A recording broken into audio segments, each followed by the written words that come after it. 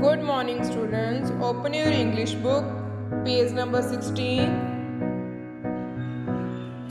आज हम रीड करेंगे sound of AM M.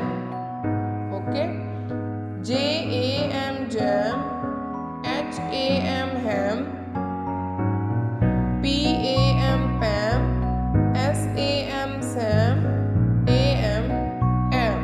Okay, read aloud. यहाँ पे जो रेड कलर की हाईलाइट किए गए हैं आपने उन्हें रीड करना है. My name is Sam and this is Pam. यहाँ पे कौन से दिए गए हैं? SAM Sam and PAM Pam. Next line में देखो, I am hungry so is पैम.